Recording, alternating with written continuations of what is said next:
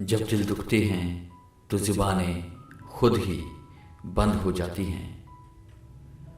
ہم سب کسی نہ کسی کی امانت ہوتے ہیں، کوشش کریں خیانت نہ ہو۔ مانگی ہوئی توجہ عزت نفس کی توہین ہوتی ہے، اور میں نے اپنی یہ توہین بار بار کروائی۔ تیرے بدلنے کا دکھ نہیں ہے، میں اپنے اعتبار پہ شرمندہ ہوں۔ لوگ بدلتے نہیں، بس ان کی زندگی میں ہم سے بہتر لوگ آ جاتے ہیں۔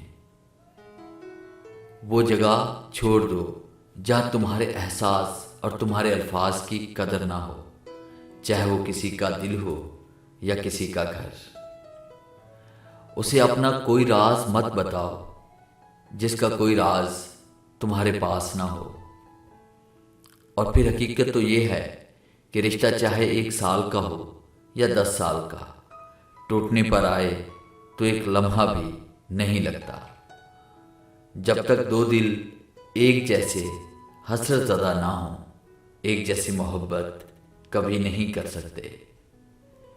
جب دل میں میل، طبیعت میں ضد اور لفظوں میں مقابلہ آ جائے تو یہ تینوں جیت جاتے ہیں، ہارتے ہیں تو صرف تعلقات اور رشتے۔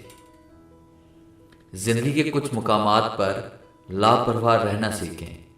جس طرح ہر بات کہنے والی نہیں ہوتی، اسی طرح ہر بات سننے والی بھی نہیں ہوتی۔